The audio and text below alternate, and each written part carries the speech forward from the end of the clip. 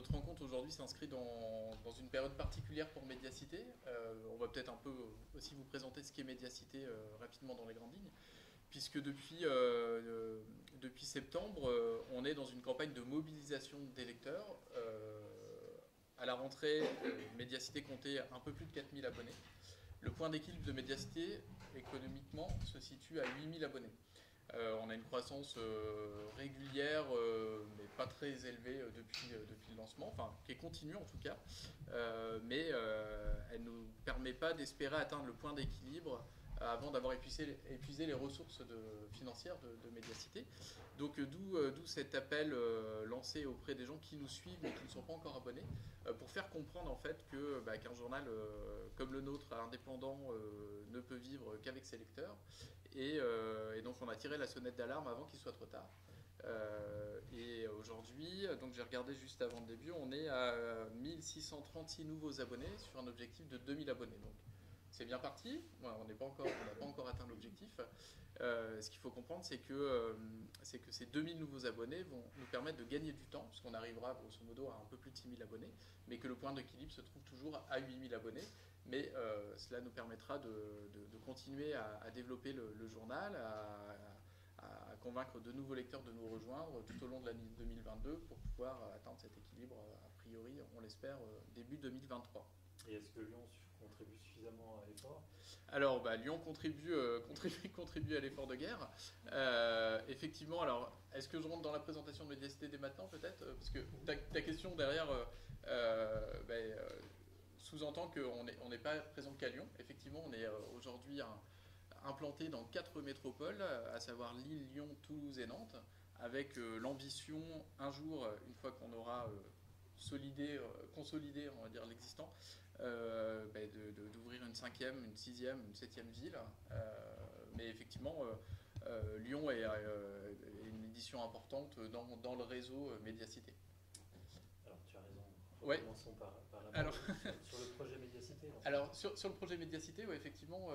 Donc aujourd'hui, je vais vous parler assez brièvement de Médiacité, mais il ne faudra pas hésiter à poser vos questions si c'est pas suffisamment complet. Puisque l'objet, c'est aussi de vous présenter une démarche originale qui s'appelle la Société des Amis de Médiacité, qui est représentée par Stéphanie Lucien-Brun, présidente de cette société. Mais très rapidement, pour vous présenter un peu Médiacité.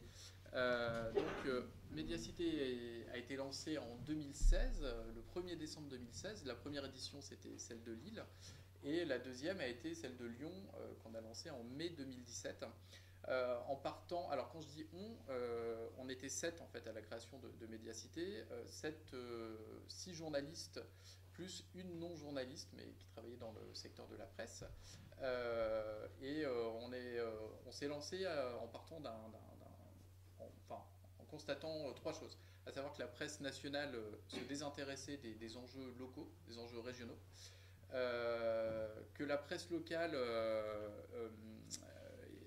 dans un certain nombre de territoires était souvent dominé par un acteur de la PQR et que cet acteur consacrait trop peu de moyens à des sujets d'enquête pour des bonnes ou souvent des mauvaises raisons, j'allais dire, et que donc il y avait un manque d'investigation à l'échelle locale malgré des initiatives. Et Lyon est un cas à part dans le paysage local, vu qu'il y avait un foisonnement médiatique à Lyon qui date d'un certain nombre d'années. Il va falloir que je me branche. Et donc le dernier constat, c'était que un certain nombre d'acteurs au niveau local, qu'il s'agisse d'acteurs économiques ou d'acteurs politiques, depuis une vingtaine d'années, à la faveur notamment des lois de décentralisation, concentraient de plus en plus de pouvoir, et que face à ça, la presse avait finalement assez peu évolué, la presse locale avait assez peu évolué depuis la fin de la Seconde Guerre mondiale, avec plutôt une évolution vers une concentration. Lyon est d'ailleurs un bon exemple de ça, avec le groupe EBRA qui progressivement a racheté certains de ses concurrents. Enfin, avant EBRA, c'était le groupe Persan. J'ai l'histoire de la presse bien en tête. Voilà, donc il y a eu beaucoup d'initiatives et d'assauts au milieu. Voilà. Donc, en partant de ce constat-là, on s'est dit qu'il y avait quelque chose, qu'il y avait un manque finalement journalistique à combler, à savoir de l'enquête au niveau local et de l'enquête indépendante. Donc c'est ce que propose Médiacité. Je ne vais pas être très long, mais très rapidement, qu'est-ce qu'on met derrière ce mot indépendance? On met déjà notre modèle économique, à savoir le modèle économique de Mediacité repose sur l'abonnement, c'est-à-dire qu'on n'a pas de publicité, on n'a pas d'annonce légale. Donc ça c'est je vais dire, le premier étage de notre indépendance. Deuxième étage, c'est que la société éditrice de Mediacité est contrôlée par ses fondateurs. Aujourd'hui, à quasiment 55%, la société est contrôlée par ses fondateurs. Le reste du capital de la société est réparti entre aujourd'hui 170 actionnaires, dont une partie se trouve dans la Société des Amis de Mediacité, qu'on va vous présenter un petit peu plus tard. Et puis le dernier étage de notre indépendance, c'est de refuser toute subvention des collectivités locales. Pour nous, ce serait un non-sens en fait d'aller frapper à la porte de la métropole de Lyon, de la région Auvergne-Rhône-Alpes. Et j'allais dire, même au-delà des subventions, on se refuse aussi à être partenaire, par exemple, de ces acteurs à travers l'organisation d'événements. On serait forcément mal à l'aise si on organisait un événement en partenariat avec la ville de Lyon pour enquêter ensuite sur un adjoint de Grégory Doucet ou sur un vice-président de Laurent Wauquiez, ou Laurent Wauquiez lui-même, si jamais si on était par ailleurs partenaire de ces acteurs-là. Même, entre guillemets, même tarif avec les acteurs économiques, qui sont aussi pour nous des sujets importants dans le traitement de Mediacité. On ne peut pas organiser des choses en partenariat avec GL Events ou des clubs de sport, etc. Si on veut rester totalement indépendant. C'est, j'allais dire, d'autant plus important quand on est à l'échelle locale et que ces acteurs-là, on les côtoie quasiment au quotidien, quoi. Je te cède la parole peut-être, Mathieu, pour présenter peut-être un tout petit peu plus à quoi ressemble Mediacité. Je peux peut-être afficher le site en même temps que tu parles. Il faudrait que tu précises qui est Mathieu. Voilà. Je vous présente Mathieu, Mathieu Péris, qui est donc journaliste à Mediacité Lyon. La rédaction de Mediacité Lyon, vous l'avez devant vous, on est 2, et ensuite on travaille avec des journalistes pigistes. Et il y a à peu près une équipe de 8-10 journalistes réguliers. Alors certains signent beaucoup plus régulièrement que d'autres sur Mediacité, mais voilà comment on fonctionne. Après, si vous avez des questions, n'hésitez pas, on vous répondra sur le détail. Peut-être juste nous raconter aussi un peu les enquêtes qui ont fait l'identité, la pertinence de Mediacité. Ouais. Peut-être juste pour vous resituer aussi un peu, moi j'ai rejoint l'aventure Mediacité en cours de route. Donc Mediacité était lancée, j'ai commencé un petit peu à travailler avec eux, et puis progressivement de plus en plus, et jusqu'à aujourd'hui faire partie de cette petite rédaction lyonnaise, parce que pour moi c'était vraiment un espace médiatique qui n'existait pas, c'est-à-dire que Mediacité permet de réaliser des enquêtes qui sont longues, qui sont très fouillées, qui permettent d'aller au bout de certains sujets. Ça forcément c'est coûteux, ça prend du temps. Et sur des sujets locaux, c'est-à-dire de les traiter avec la même rigueur et la même intensité que pourrait le faire un grand média national, mais sur des sujets qui n'intéressent pas des grands médias nationaux, parce que trop locaux, parce que trop précis. Et jusqu'à présent, il existait des possibilités à Lyon, mais peut-être pas à ce point-là. Et moi, c'est ça qui m'a séduit chez Mediacité, c'est-à-dire qu'on peut consacrer plusieurs semaines d'enquête à une collectivité de 30 000 habitants. Ce que la plupart des médias nationaux ne feraient probablement pas, parce que le sujet n'intéressera pas suffisamment de lecteurs pour eux. Mais nous, c'est notre raison d'être, c'est-à-dire qu'on va en fait apporter un contre-pouvoir local, très, j'ai envie de dire un peu jusqu'au boutiste aussi dans notre vision de l'information. Et pour moi, c'est vraiment ça la richesse de Mediacité. Ce qui fait qu'on se retrouve en fait à produire des enquêtes à la fois sur des figures politiques importantes. Voilà, ça peut être Laurent Wauquiez, on a beaucoup travaillé sur sa gestion de la région. Mais on peut, Nicolas mettait juste avant un exemple sur un papier qu'on a publié récemment sur la commune de Saint-Bonnet-de-Mur. Saint-Bonnet-de-Mur, c'est 7000 habitants dans l'est de Lyon. Mais on ne s'interdit pas pour autant de traiter ces sujets-là, de s'intéresser à la gestion de ces petites villes, là où en fait les maires, les élus de ces villes-là sont très peu habitués en fait à avoir des journalistes qui viennent leur poser des questions autrement que dans leur, on va dire, la litanie quotidienne des actualités de la commune. Et donc pour moi, ça fait vraiment partie de la richesse. Là, on parle aussi d'une enquête qu'on a publiée récemment sur le club de foot de la Duchère. Bon, bah voilà, je pense qu'un média national s'intéresserait probablement à l'OL, à un club comme la Duchère, probablement beaucoup moins. Et donc nous, on a cette capacité-là de consacrer pour un sujet comme celui-ci, peut-être 2-3 semaines, enfin de prendre le temps de rencontrer des sources, des contacts, etc. Et de faire quelque chose qui soit abouti, qui n'est pas parfait, parce qu'on n'est jamais parfait, mais en tout cas, on arrive à porter un petit peu le glaive de l'investigation à ces niveaux beaucoup plus locaux. Oui, alors si je peux rajouter, effectivement, Raphaël, tu disais, tu peux peut-être parler un petit peu des enquêtes qui ont peut-être été remarquées depuis le départ. On avait ouvert l'édition lyonnaise avec une enquête sur les frais du directeur de l'Opéra, Serge Dorny.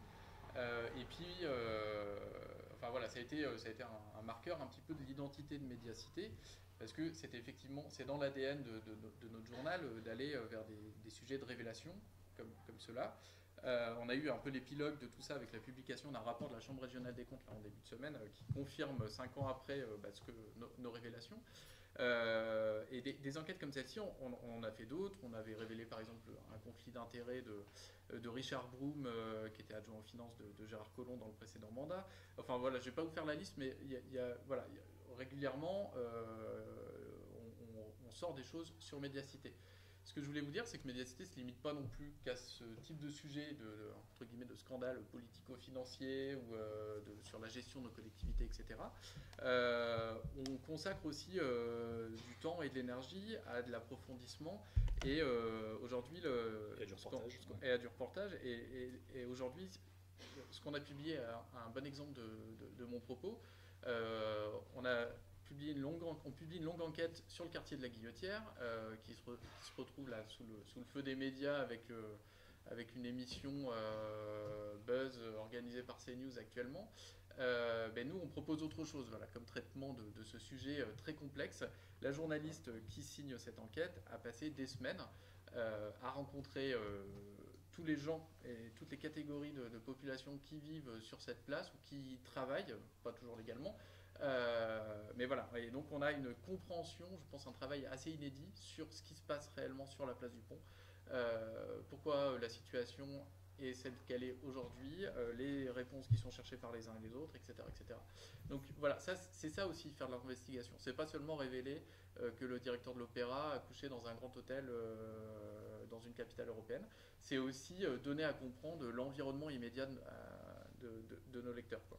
Et si je peux me permettre de rajouter, une de nos forces aussi, je trouve, c'est que d'autres médias locaux quotidiens vont traiter ces sujets-là aussi, mais avec des petites bribes d'informations. Nous, une de nos forces aussi, c'est de les rassembler, de leur donner du sens. C'est-à-dire qu'on essaye aussi de prendre un pas de recul.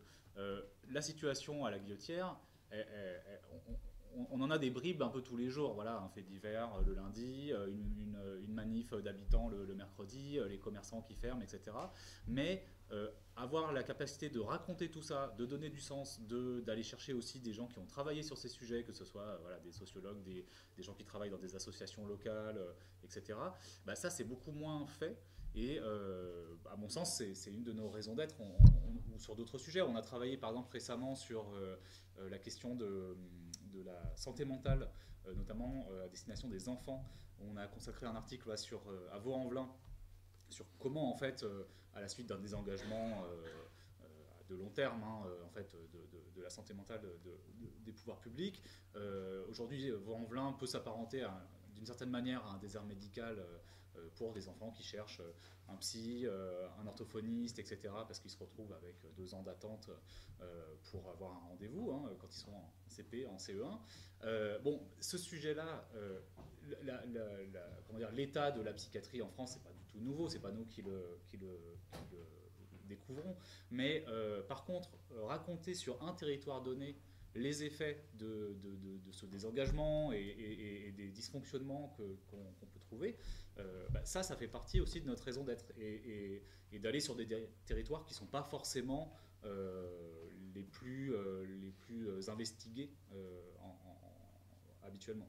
Pierre Lebovici, qui est un autre membre de la rédaction. Alors voilà, Pierre, tu ne vois pas la salle, mais tu es devant une petite une vingtaine de personnes, une grosse vingtaine de personnes. Bonjour à tout le monde. Voilà, donc Pierre est en direct de Lille et Pierre est journaliste et il est chargé de la mobilisation des lecteurs. C'est un poste un peu particulier qu'on a créé au sein de Médiacité.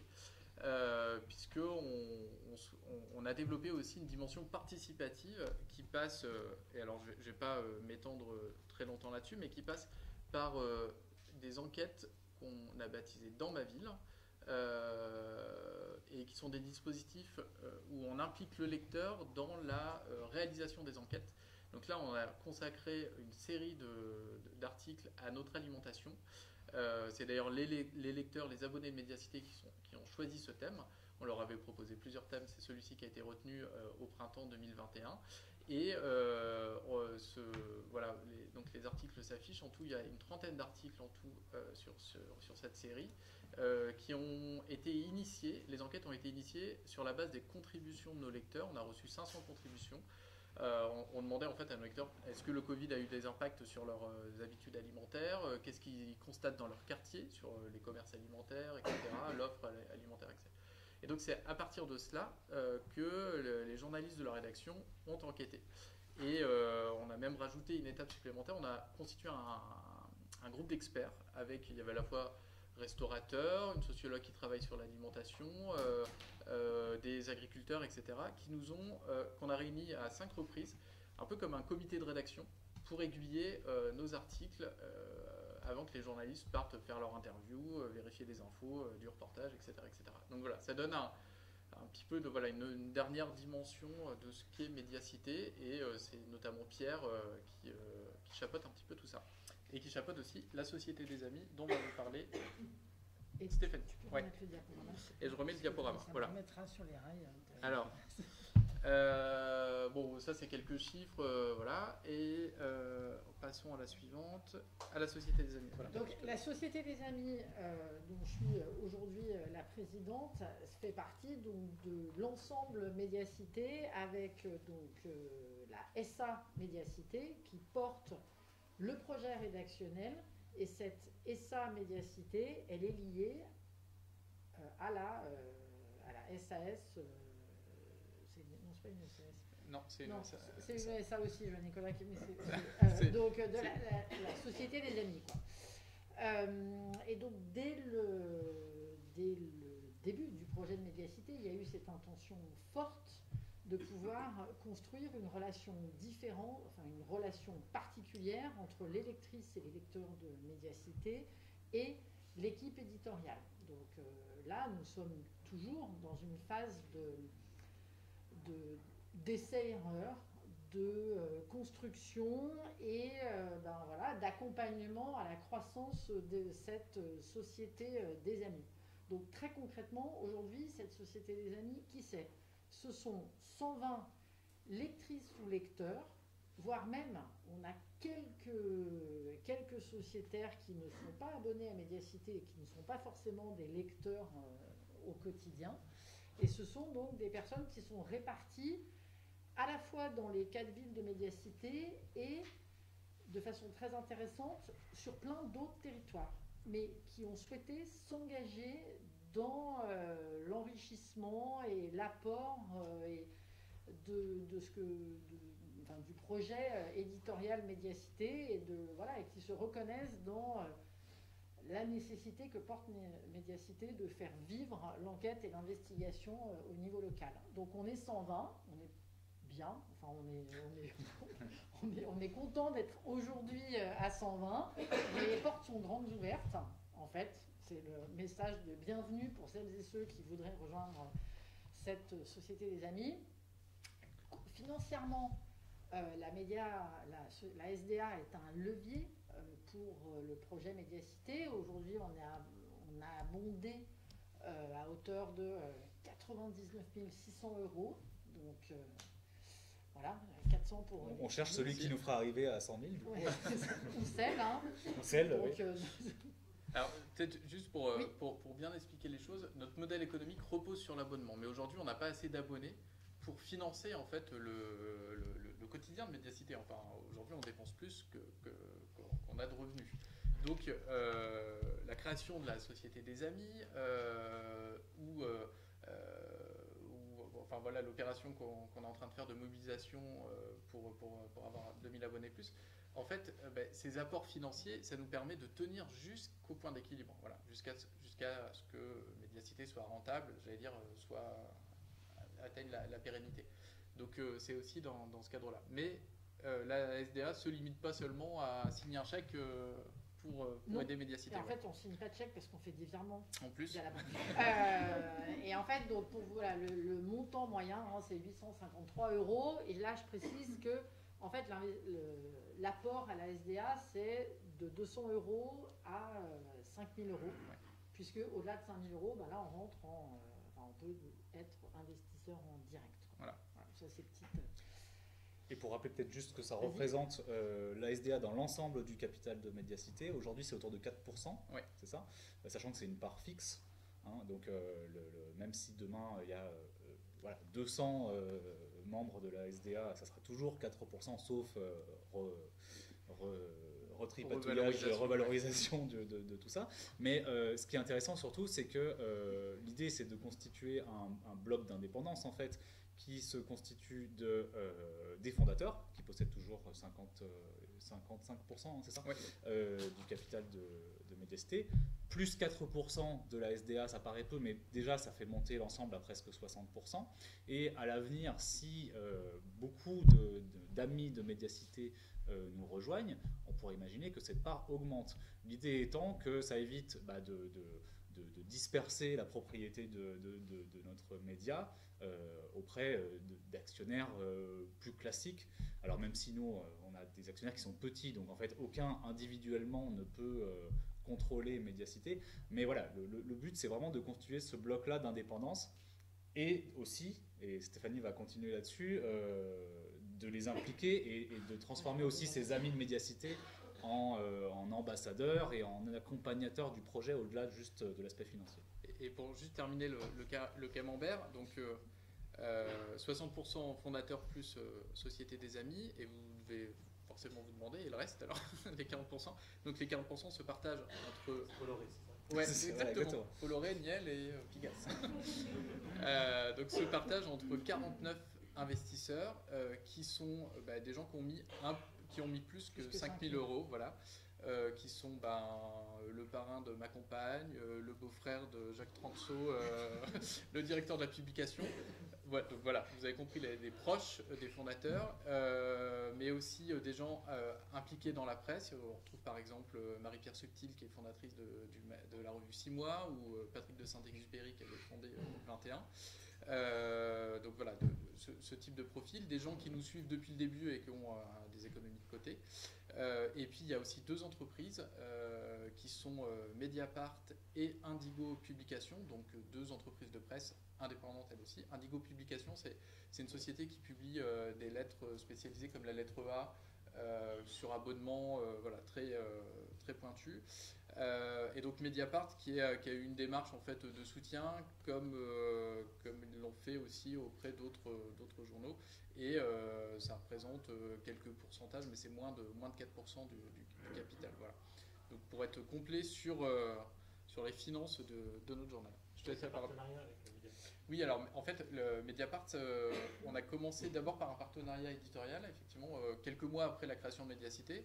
Ils nous ont dit il y a certaines de vos enquêtes qu'on aurait aimé publier, donc est-ce qu'on ne peut pas faire quelque chose ensemble, et donc on a certaines enquêtes qui sont republiées sur Mediapart. Nous on republie certaines de leurs enquêtes quand ça concerne nos villes, et puis ils nous permettent d'avoir un accès à des leaks, à des fuites de documents type Football Leaks par exemple, parce qu'ils appartiennent à un consortium international, l'EIC, consortium européen de journalistes d'investigation, et donc par leur intermédiaire on a pu travailler sur les Football Leaks, on a pu travailler sur les Malta Files qui concernaient notamment le groupe April ici.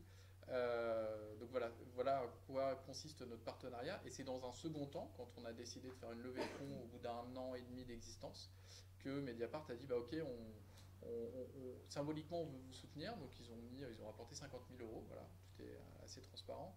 Mais ils nous ont dit on le fera une fois parce qu'on ne veut pas constituer de groupe de presse, c'est pas l'objectif. Mais ils ont aussi soutenu Mars Actu à Marseille ou Euro 89 à Strasbourg. Voilà. Votre camarade est toujours là, du coup Alors Pierre, alors là par contre, ça c'est encore moi qui vais vous en parler en 2 mots. Au-delà des aspects d'apport financier, là qu'on a développé et élargi l'ensemble du capital de Médiacité, aujourd'hui la SDA concrètement, qu'est-ce qu'elle permet à ses membres de vivre dans cette relation particulière qui se construit avec Médiacité. Donc il y a à la fois un accès privilégié à Médiacité, donc à la fois pour des suggestions d'articles, des personnes ressources à contacter, voilà, c'est un peu un espace de confiance dans lequel des sujets peuvent être lancés pour aussi voir comment réagissent les sociétaires, des tests de nouveautés sur les sites, fonctionnalités, etc. Ça se concrétise notamment autour d'apéros en ligne et en présence qui sont organisés à minima une fois par trimestre. Et pendant ces rendez-vous, la Société des Amis, en fait, elle propose à des membres de l'équipe éditoriale de venir pour aussi pouvoir échanger en direct avec les sociétaires. De la même façon, je reviens au point précédent, que dans les accès privilégiés à Médiacité, en fait, s'ils ou elles le souhaitent, les membres de la SDA sont invités à participer à une des réunions du lundi matin, qui est la réunion d'équipe du lundi matin, où se travaille la semaine à venir, les sujets au long cours, etc. Et chaque semaine, il y a un membre de la SDA, enfin il y a une disponibilité pour qu'un membre de la SDA participe à cette réunion en observateur silencieux, à qui on demande un petit retour en fin de réunion. Et depuis que cette proposition a été faite aux membres de la SDA, je pense qu'il y a une grosse dizaine de personnes qui ont participé. Pas toutes les semaines, mais régulièrement, il y a et ça permet vraiment, en réunion de rédaction. Ça permet de rentrer dans qu'est-ce que c'est qu'une réunion du lundi matin au cœur du réacteur, donc Médiacité. Donc les apéros en ligne, et puis une lettre d'information. Alors Pierre a mis exclusive. Cette lettre d'information, elle est exclusive aux membres de la SDA et c'est vraiment une information trimestrielle sur comment le projet avance, les chantiers en cours dont je vous parle juste après, les articles qui ont bien marché, mais c'est un moment particulier pour être de l'intérieur, comprendre comment le projet se développe. Et puis, l'année dernière, donc là, voilà, on a encore une jeune société des amis, mais l'année dernière, on a décidé de lancer, après consultation et échange avec les sociétaires qui étaient là sur un des temps d'apéro, on a décidé de réfléchir et lancer 3 chantiers qui sont donc portés par des sociétaires et des membres de l'équipe de Médiacité sur 3 thèmes sur lesquels les sociétaires peuvent apporter leur regard très naïf ou au contraire plutôt très expert pour construire une réflexion qui après va permettre aussi de faire évoluer certaines pratiques au sein de l'équipe. Donc le premier chantier, c'est celui d'un guide rédactionnel qui permet donc à la fois de contribuer à l'harmonisation des pratiques rédactionnelles au sein de l'équipe. Oui, c'est ça en fait. Ouais, c'est ça. Voilà. Premier chantier. Donc là, il y a eu et des sociétaires et des membres de l'équipe qui ont travaillé à la rédaction de ce guide. Donc ça a servi aussi un peu d'aiguillon motivant à l'équipe rédactionnelle que d'avoir cet appui de sociétaires prêts à donner du temps de cerveau disponible, parce que c'est en fait ça qu'elle apporte. Et je vais dire, ça nous permet, nous aussi, journalistes de la rédaction, de parfois lever la tête du guidon pour un peu interroger notre pratique quotidienne, quoi. Et ça, c'est assez précieux, en fait. Le deuxième chantier qui a été mené, c'est un chantier autour de la visibilité des principes déontologiques de Médiacité. Cette déontologie que Médiacité porte fortement, comment elle est partagée de façon plus lisible et pédagogique avec ces lectrices et lecteurs, sur quoi ça repose. Enfin, je pense que là, il y a une conviction très forte autour de l'importance de l'explication de la pédagogie sur faire du journalisme de qualité. Qu'est-ce que ça veut dire? Par quoi ça passe? Et sur quel principe d'action on s'appuie? Et ça, comment on le partage en fait, quoi, pour voilà, à un moment où les frontières peuvent être très floues dans nos représentations sur ce qu'est le journalisme, l'information, etc. Là aussi, ce chantier est... en fait, va aboutir à la rédaction d'une charte déontologique. Il n'est pas encore complètement fini. Et puis le troisième chantier, c'est autour de la représentativité des femmes dans l'équipe et dans les compagnies de médiacité. Et donc là, ce chantier a donné lieu, bon, il y a eu un travail de fond qui a été fait, et il y a eu une présentation la semaine dernière qui a été faite à l'ensemble de l'équipe rédactionnelle pour accompagner une prise de conscience sur quelle était la place des femmes, notamment, enfin pas notamment, essentiellement dans les contenus de médiacité.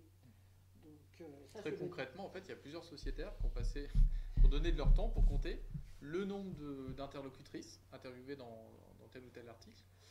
Bon, il y a un déséquilibre qui est dû à la société en général. Voilà, il y a plus le maire de Lyon est un homme, le président de la métropole est un homme, etc. Donc voilà, quand on interviewe, quand on parle des responsables politiques, bon, il y a une surreprésentativité des hommes, mais il y a aussi une part sur laquelle nous on peut jouer. C'est notamment d'aller parfois, au lieu d'aller chercher un sociologue, on peut se demander aussi s'il n'y a pas une femme aussi qui travaille sur le thème sur lequel on réfléchit, etc. Voilà. Et aussi le type d'interlocuteur, c'est ce que le travail de sociétaire a mis en lumière, c'est que les femmes citées dans nos articles ont souvent tendance à être des témoins et moins des analystes ou des observatrices ou voilà, des expertes.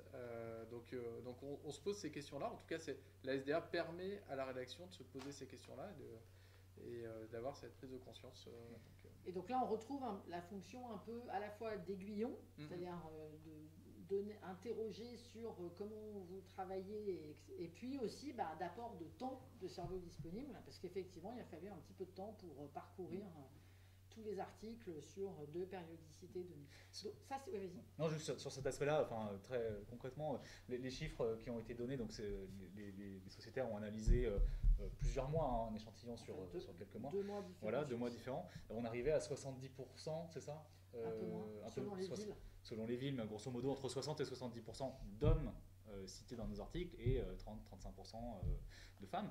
Et nous, quand on est journaliste, ça c'est hyper intéressant parce que c'est des choses intuitivement, on sait qu'on s'expose à ce genre de déséquilibre parce qu'on n'est pas parfait, même si on essaie d'y veiller. Mais c'est difficile pour nous, évidemment, de compter tous les jours. Attends, là, j'ai 2 femmes dans mon article, 2 hommes. Voilà, c'est pas quelque chose qu'on arrive à objectiver facilement. Et donc d'avoir des gens qui acceptent de prendre ce temps-là bénévolement pour nous aider.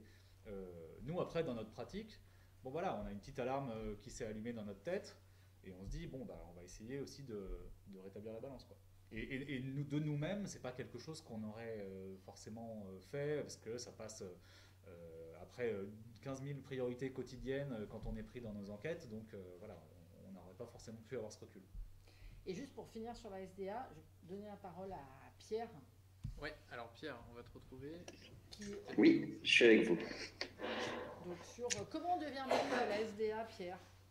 Alors, comment on devient membre? Je vais vous en dire un mot dans un instant, juste pour confirmer tout ce que vous venez de dire. Je pense qu'il faut bien comprendre que la Société des Amis de Médiacité, c'est un outil qui est unique en son genre. Moi, je ne connais pas de média local qui a des lecteurs et des lectrices qui contribuent comme ça à son développement sur des chantiers, vous l'avez entendu de la bouche de Mathieu, Nicolas et Stéphanie, sur des chantiers très très concrets. Et donc, c'est précieux pour nous. Et c'est possible aussi parce que Médiacité est un petit média. C'est une petite équipe qui est accessible. Là, mes collègues sont devant vous. On on se parle facilement. Et c'est aussi ce qu'on essaie de cultiver hein, dans la Société des Amis, c'est cet esprit de convivialité hein, et de rencontres faciles. Voilà, les journalistes ne sont pas des gens sur leur piédestal qui détiennent la vérité, ils se remettent en question, ils se posent des questions en permanence, mais c'est vrai qu'on n'est pas toujours habitué à les partager avec notre public, et donc la Société des Amis, bien sûr, participe de ça. Du coup, pour répondre à ta question, Stéphanie, donc on avait fait une petite slide là-dessus. Il faut bien préciser qu'au sein de la Société des Amis, on n'a que des personnes physiques, hein, des individus. On n'a pas d'entreprise ni d'association. Alors ça, c'est à la fois pour des raisons d'indépendance, hein, puisque on ne souhaite pas que une organisation, quelle qu'elle soit, prenne du capital hein, de la Société des Amis. C'est aussi une condition en fait, qui est requise pour ce qui vient juste après, pour bénéficier d'une réduction fiscale. Puisque la Société des Amis de Médiacité, en fait, elle a un statut très particulier, et Médiacité a un statut très particulier. C'est ce qu'on appelle une entreprise solidaire de presse d'information. Il y en a une dizaine en France, par exemple Mediapart. Pour vraiment être très bref, ça veut dire que Médiacité s'engage chaque année à conserver une partie des bénéfices qui seraient réalisés et à les réinvestir dans l'activité éditoriale. Et parce que Médiacité s'est engagée à ça, et bien du coup, tout investissement dans la Société des Amis de Médiacité est éligible à une réduction fiscale. En l'occurrence, c'est une réduction donc, de 50%. C'est pas un crédit d'impôt, hein, c'est une réduction, donc ça veut dire que le montant de vos impôts diminue de 50%, enfin diminue. Si vous avez investi. On va pas faire baisser les impôts de 50%. Je vais vous donner un exemple. Non, malheureusement, on ne peut pas faire baisser votre feuille d'impôt de 50%. Je vous donne un exemple. Si vous avez investi 3 000 € dans la SDA, vous pouvez déduire de vos impôts 1 500 €. Voilà. C'est beaucoup plus simple dit comme ça. Dans la limite donc, de 5 000 € pour une personne seule et 10 000 € pour un couple. Et puis je précise que ça, c'est, enfin, comme l'a très bien dit Stéphanie, la Société des Amis, c'est un levier financier, mais c'est aussi bien plus que ça. Hein, c'est la possibilité donc, de contribuer concrètement à notre développement, sans pour autant qu'il y ait une quelconque obligation. On ne demande pas à nos sociétaires de prendre quelques heures par mois ou par an. Hein. Vraiment, c'est au bon vouloir de chacun. D'ailleurs, dans la Société des Amis, il y a, je dirais, un noyau de 15-20 personnes qui participent activement, qui sont de toutes les réunions, tous les apéros, qui nous écrivent à peu près toutes les semaines. Et puis, il y en a d'autres qui ont juste voulu bénéficier de la réduction fiscale, tout en voulant défendre un projet qui leur tenait à cœur et qui leur semblait important pour l'indépendance de la presse au niveau local. Bon, merci Pierre. Il est toujours là? Alors Pierre est toujours là. Juste Pierre nous dire un mot sur cette collaboration entre les villes, à quel point ça suscite un intérêt croisé des lecteurs. Est-ce que les lecteurs lillois vont lire aussi les articles consacrés à la cantine lyonnaise ou même peut-être les enquêtes derrière sur l'Opéra de Lyon? Et peut-être, ouais, alors, je te laisse répondre sur la partie lecteur, peut-être, Pierre, mais pour dire aussi sur la partie production, ce qu'il faut comprendre, c'est que Médiacité, c'est un seul et même média avec 4 jambes. C'est pas 4 médias sous une seule bannière. Les réunions de rédaction du lundi qu'évoquait Stéphanie, c'est l'ensemble des journalistes des 4 éditions de Médiacité qui se retrouvent. Et en fait, on travaille en permanence ensemble à travers un bureau virtuel. Par exemple, là, mon collègue de Nantes nous a soumis les titres des articles qu'il va publier demain sur Médiacité Nantes. Et ben, la réflexion sur la titraille, moi j'y participe aussi sur les articles de Nantes. Donc ça permet d'avoir ce regard, en fait, c'est un peu original quoi, comme fonctionnement, mais ça nous permet parfois un peu de distance aussi de pouvoir avoir notre mot à dire. On a à la fois, il y a dans chaque ville une équipe très proche du terrain, et puis il y a cette réflexion, ce recul aussi qui est permise par la composition d'une équipe qui est basée sur 4 villes. Et la dernière chose que je voulais dire sur cette configuration particulière, c'est que très régulièrement, on initie des projets d'enquête, des dossiers simultanément dans nos villes. On a par exemple publié depuis un mois à peu près une série d'enquêtes qui concerne la périnatalité. Donc on est allé interroger comment ça se passait dans les maternités.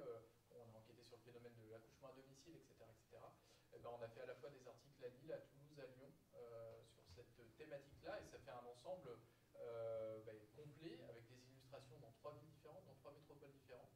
Et effectivement, je te passe la parole Pierre, mais on a des lecteurs de Lille qui nous disent j'ai lu un truc vachement intéressant sur Médiacité Lyon, etc. Et quand on est abonné à Médiacité, on est abonné à toutes les éditions de Médiacité. Oui, ça c'est très important de le dire, effectivement. On savait faire une édition, mais bien à tout en même temps. On peut lire les articles de Lille si on vit à Lyon et inversement. On a à peu près 1/5 de nos lecteurs et lectrices qui lisent régulièrement des articles qui ne sont pas de leur ville. Ça c'est un chiffre qui date de l'été dernier, on les avait sondés là-dessus. Mais en fait, il y a toute cette collaboration invisible dont parlait Nicolas.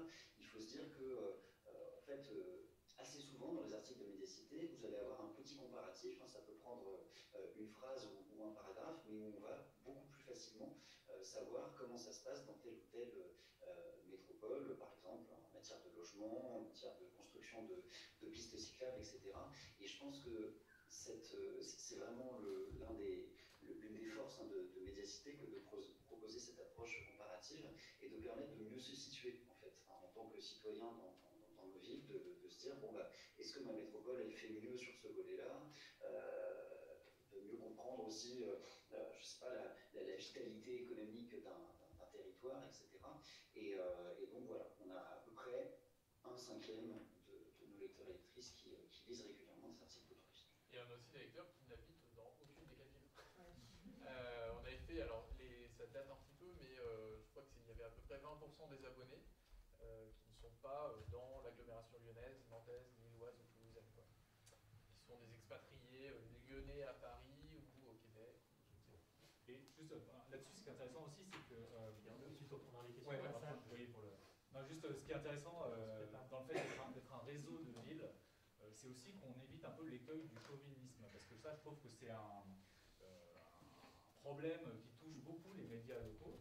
C'est-à-dire que voilà, on va aller chercher notre sportif lyonnais qui réussit, pourquoi notre ville est, je sais pas moi, 8e du classement des villes les plus visitées en France. Enfin, voilà. Et en fait, on va souvent avoir cette tendance à valoriser ou à tout lire par le prisme de son petit territoire. Et nous, le fait de comparer, de se mettre en confrontation, de mettre dans la balance comment un même sujet est appréhendé à Lille, à Toulouse, à Lyon, ça permet d'éviter ça. Et en fait, ce chauvinisme peut être parfois très sympathique, c'est pas le problème, mais il peut être un peu aveuglant. Et donc voilà, je trouve que c'est intéressant de toujours se dire, mais en fait, le problème du logement à Lyon, évidemment, se pose dans d'autres villes, et on n'y répond pas forcément de la même manière. Il y a des outils différents qui sont utilisés à Nantes ou à Toulouse, et du coup, voilà, on sort un petit peu de notre petite analyse locale. On a un peu le cul entre deux chaises, quoi. On a les médias locaux, mais les médias aussi nationales ou multilocales. Et finalement, c'est une position assez confortable. Est-ce qu'il y a des questions? Alors, attendez, je ne vois pas, on va vous passer un micro pour qu'on entende bien, si vous voulez bien, c'est gentil, merci. Alors, il faut que je le mette. Faut que je le garde, ça? Ouais. D'accord. Ok. Voilà, je m'appelle Geneviève Richet. Je voudrais partager avec vous 2 remarques. La première remarque, c'est un oubli, Nicolas. Pour montrer quelle est l'indépendance de Médiacité, vous avez juste oublié de dire qu'il n'y a pas de pub. Ah si, vous êtes arrivé Ah bon? en retard. Ah mince, je suis arrivé. Bon, alors très bien, d'accord. Alors hop, je vire la première remarque. La deuxième remarque, c'est qu'il me semble qu'il y a un manque de notoriété évident de Médiacité à Lyon. Et j'en veux pour preuve, avant de venir ici, j'ai quand même regardé, j'ai tapé sur Internet Média à Lyon, avec un S, Média à Lyon. Normalement, il n'y a pas de S à Média, mais enfin bon, j'en ai mis un, pour que ce soit bien compréhensible pour machin, qui recherchait. Et donc, je suis tombé sur plein de trucs. Alors, j'ai pris le plus fiable, à mon avis, c'est Wikipédia. Eh bien, je vous le donne en 1000. Médiacité n'est pas sur Wikipédia quand on tape Média à Lyon. Alors, c'est tout bête, hein, quand je parlais de communication, ça commence par là. C'est tout bête, mais ça commence par là. Alors après, il y a plein de choses, enfin j'ai plein d'idées si vous voulez, ça a été mon métier pendant 30 ans, donc je peux vous... Voilà, j'ai dit. Alors, si ça peut vous rassurer, je crois qu'on a une fiche Wikipédia. Oui, la voilà.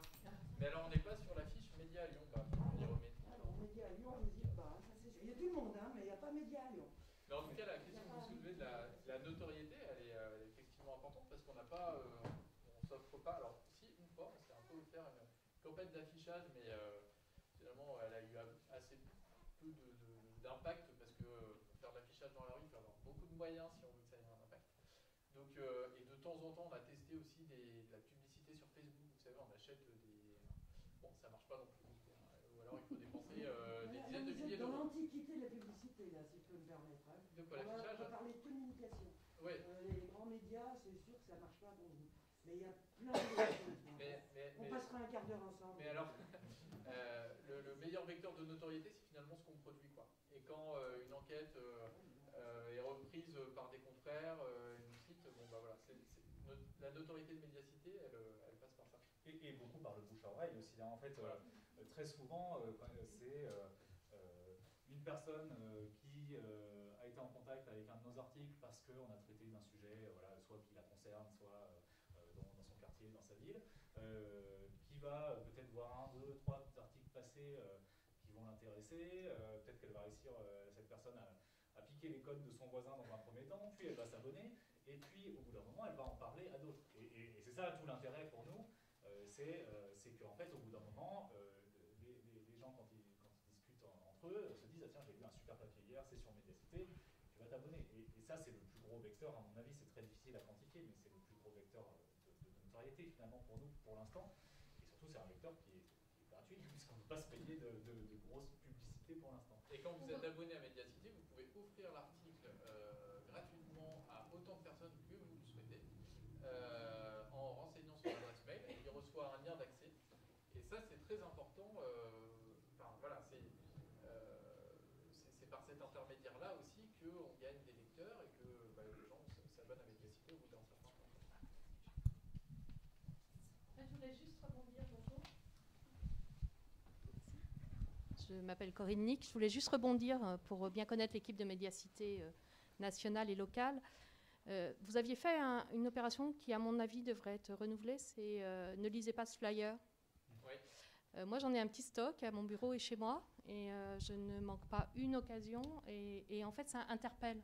Donc, c'est plutôt bien foutu. Geneviève a été ma prof de com, donc je peux rebondir et suivre l'aventure, mais je trouve que cette opération-là, elle est particulièrement utile, et disposer ces flyers dans des endroits qui comptent à Lyon pourrait être une bonne opération aussi. Ouais. Voilà. Oui, alors, il faut juste les rééditer, avoir un petit budget d'impression, dealer avec un imprimeur, enfin voilà.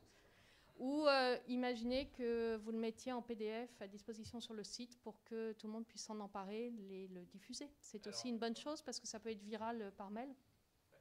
J'allais dire, on a diffusé par exemple auprès des membres de la Société des Amis une petite plaquette de présentation, un PDF recto verso assez succinct, en disant s'il y a des gens dans votre entourage qui ne sont pas encore totalement convaincus, voilà, vous pouvez aussi leur diffuser ce genre de contenu.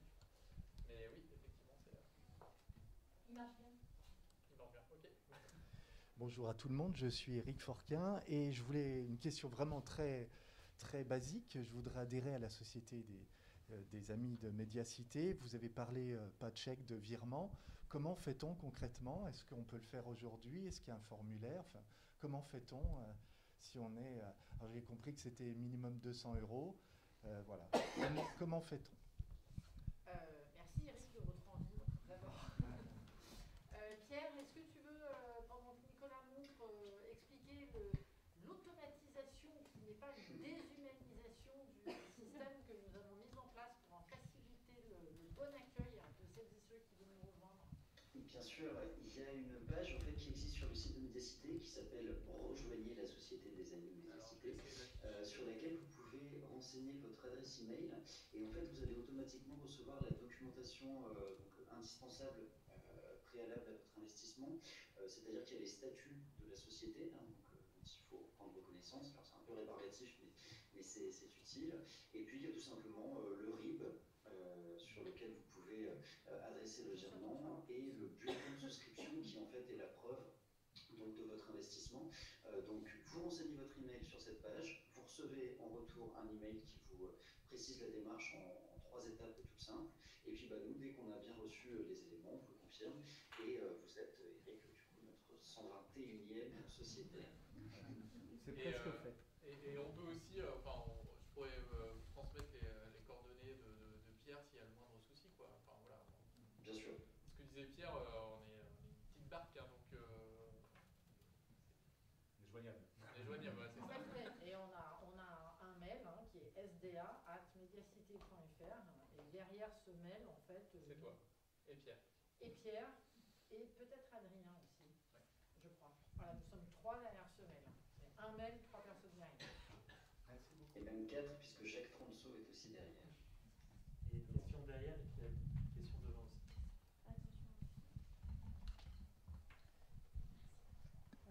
Faut garder le masque du coup. Ouais. Bonjour, je suis Sandrine Boucher, je suis rédactrice en chef d'une revue qui s'appelle Femmes ici ailleurs, qui est un national mais fabriqué à Lyon, donc voilà, on a une posture un peu différente.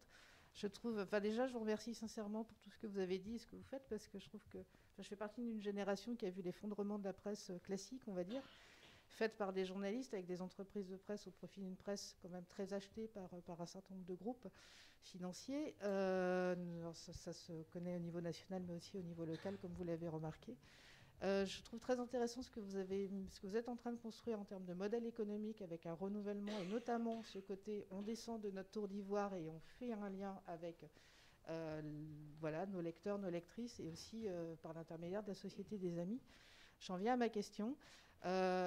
Concernant ce guide rédactionnel qui a été mis en place avec la SDA, qu'est-ce qui était à l'origine en fait de cette volonté-là?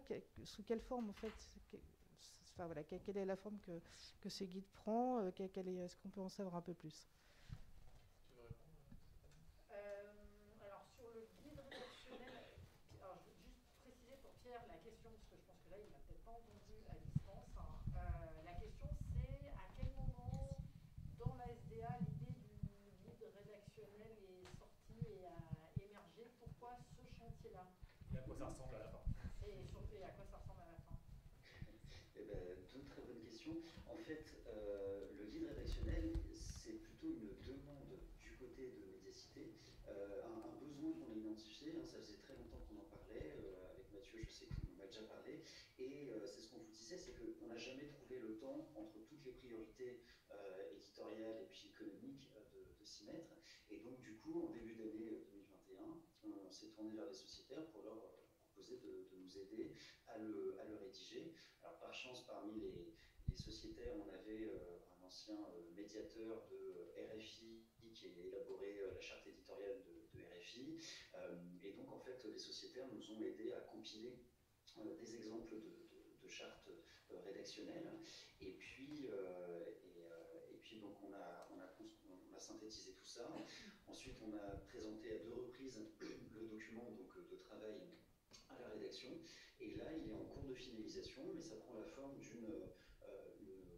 ce qu'on appellerait une charte rédactionnelle dans la profession, qui donc a des chapitres et qui explique des choses qui paraissent triviales, mais qui sont en fait super importantes pour un média comme Médiacité qui publie des dizaines d'articles chaque semaine, du type comment on écrit les majuscules, comment on écrit les nombres, etc. Donc il y a ces questions qui sont évoquées dedans. Et puis on est allé plus loin en évoquant des questions, par exemple, de titrail, comment on titre les articles sur Médiacité.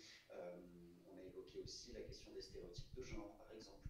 Comment éviter de donner une représentation excessive ou d'enfermer, comment éviter d'enfermer en fait les femmes ou les hommes dans des rôles sociaux, par exemple, qui sont aujourd'hui très stéréotypés. Donc le produit de ça, c'est un document de travail qui n'est pas encore finalisé, mais qui sera publié sur le site de Médiacité, j'espère, en janvier prochain. Voilà.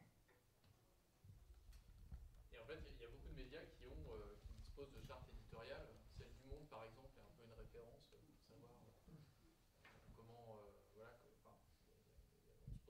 quand on écrit tout un tas de questions, question, enfin vous savez bien que vous êtes journaliste, et donc on souhaitait se doter de ce type de document, d'autant plus que Médiacité c'est 4 rédacteurs en chef, et que parfois on n'a pas forcément tous la même pratique, les mêmes règles, on n'applique pas forcément, on n'a pas les mêmes réflexes. Donc comme on a un seul et même journal, on avait besoin de cette harmonisation aussi. Question ici, vous avez une question. Bonjour, Alexandre Signou. J'ai une question à vous poser. Je vous ai connu sur France Inter. Sonia De Villers, vous avez reçu il y a 3 semaines, 1 mois à peu près. Oui, il y a 2 semaines. Moi, je me suis abonné juste derrière. Et la question est simple. Inter, c'est une chaîne nationale. Vous avez, vous, un positionnement régional. Quid du réseau bleu? Est-ce qu'il parle de vous ou c'est que Inter qui vous a mis ces 15 minutes-là et les autres, ou d'autres radios privées éventuellement? Alors à Lyon, la réponse est vite formulée vu qu'il n'y a pas de France Bleu à Lyon. Mais effectivement, on a eu, enfin, on est parfois, on a été invité, je crois sur France Bleu Nord, plusieurs reprises, à Lille notamment, parce que le France Bleu Nord est dynamique, bien implanté là-bas. Toulouse, je ne pourrais pas vous répondre, mais je crois que c'est pas très bien implanté. Et à Nantes, oui, il y a eu parfois des journalistes invités sur l'antenne de France Bleu. Mais bon, voilà, ça se limite à ça. Mais avec les médias locaux, on a eu des enquêtes, je pense notamment à France 3 Hauts-de-France. On avait mené une série d'enquêtes sur le club de foot du LOSC à Lille, en partenariat avec, donc il y avait un journaliste de Médiacité, un journaliste de Mediapart et un journaliste de France 3 Hauts-de-France qui avaient enquêté ensemble sur l'ancien propriétaire, là, Gérard Lopez, qui avait racheté le LOSC dans des conditions un peu sulfureuses. Et donc voilà, il y a parfois ce genre de partenariat qui se noue aussi avec des médias locaux. Et juste, c'est une question assez importante parce que nous, la question de la visibilité, comme on l'a déjà dit, c'est majeur pour nous quand même, surtout au début. Pour vous donner juste une idée, un passage chez Sonia De Villers, voilà, par lequel vous êtes venu, pour nous c'est 300 abonnés, en gros. Voilà. Donc c'est pour vous dire, juste 10 minutes d'interview à 1 heure de quand même grande écoute sur un média de masse comme France Inter, pour nous c'est énorme, quoi. Et donc forcément, on a besoin en fait de ces relais-là. Et voilà, c'est pas forcément évidemment tous les jours, mais... Et inversement, on est souvent contacté par des médias, enfin souvent, de temps en temps contacté par des médias nationaux, parce qu'ils n'ont pas de très bonne implantation locale. Même à France Inter, on a un partenariat avec l'émission d'info qui s'appelle Secret d'info, de Jacques Monin, qui est diffusé le samedi, qui mène des grandes enquêtes, etc. Et de temps en temps, ils nous invitent pour parler d'une enquête locale, parce que eux, voilà, ils n'ont pas consacré les moyens, ils n'ont pas envoyé quelqu'un sur place et tout. Donc voilà, c'est aussi une utilité, j'allais dire, il y a un peu du donnant-donnant là-dedans. Nous, bien sûr, on touche à un public beaucoup plus large que le nôtre habituellement, ça braque les projecteurs sur Médiacité, et puis à l'inverse, eux, ils viennent chercher des sujets qui ne traitent pas par ailleurs. Encore quelques questions. On avait un arrêt à demi, mais on peut poursuivre un petit peu. C'est l'enregistrement qui s'arrête à demi. Vous pouvez garder pendant 2 minutes les questions vraiment sensibles. Oui, bonjour. C'était pas forcément en rapport avec votre lectorat, mais justement vos relations avec les médias indépendants lyonnais, comme Rue 89 ou Médiacité, pardon.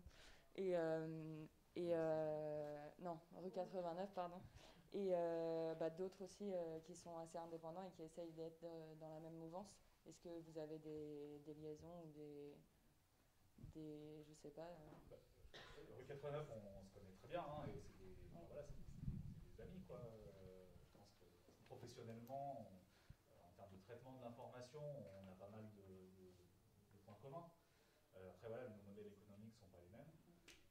Après, voilà, nous, on n'est pas, comment dire... moi, en tout cas, mon point de vue, c'est que plus il y a de médias à un endroit, et mieux c'est. Enfin, ça fait vivre de l'information. On a tous nos marottes, nos centres d'intérêt.